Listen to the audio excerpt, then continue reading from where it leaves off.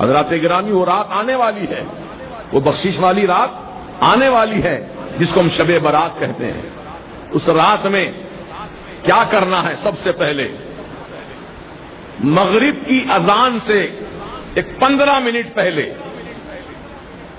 جیسے کہ 40-42 پر اذان ہو رہی ہے، تو آپ 5:25 پر بیٹھ جائیے ہاتھ میں تسبیح لے کر، اور 100 مرتبہ درود پاک پڑھیے،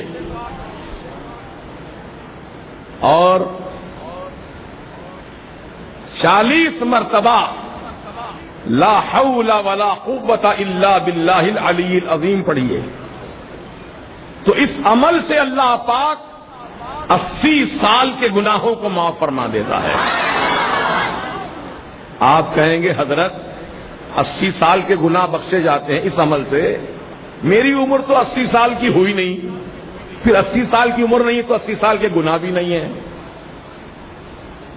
بات سمجھ میں آ رہی ہے آپ کو؟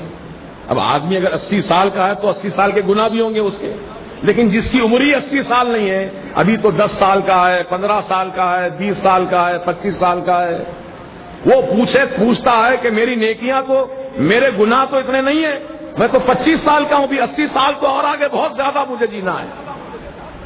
تو اس کے لیے بشارت یہ دی گئی، اے نوجوان، 25 سال کے جو گناہ تیرے ہوئے وہ تیرے گناہ معاف کر دیے جائیں گے، اور جو سال بچے ہیں 25 کے آگے جو سال بچے ہیں وہ تیرے ماں باپ کے گناہ بخشے جائیں گے۔ سبحان اللہ، یہ ہے اس عمل کی برکت۔ تو آپ یاد رکھیں گے، بھول جائیں گے۔ کب پڑھنا ہے یہ؟ مغرب کی نماز سے پہلے، اذان سے پہلے۔ پھر اس کے بعد نماز مغرب ادا کیجیے، اور نماز مغرب کے ساتھ ہی موقع ہو تو سورہ یاسین 3 مرتبہ پڑھ لیجیے۔ اگر نہیں کچھ تاخیر سے پڑھنے کا ارادہ ہے تو آپ اپنے گھر جائیے اور غسل کیجیے، شب برات میں غسل کیجیے، بڑا مبارک غسل ہے وہ۔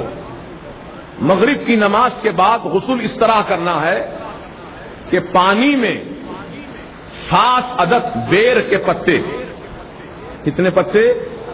7 عدد بیر کے پتے پانی میں ڈال کر گرم کرو، ہر ایک آدمی کے 7 پتے۔ ایک آدمی کو غسل کرنا، 7 پتے ڈالے، پانی کو تھوڑا گرم کر لے، پھر اس پانی سے غسل کرے۔ تو اس کا فائدہ یہ ہے کہ اللہ تعالیٰ سال بھر تک اس کو جادو ٹونے سے محفوظ رکھے گا، جادو نہیں ہوگا اس پر۔ اب جو پہلے سے ہے وہ تو اس کا علاج کرانا پڑے گا، اس کو ہٹانا پڑے گا، لیکن آئندہ سال، یعنی یہ شب برات سے لے کے آنے والی شب برات تک، اب اس 1 سال کے عرصے میں کوئی نیا جادو اثر نہیں کرے گا۔ یہ اس کا فائدہ ہے۔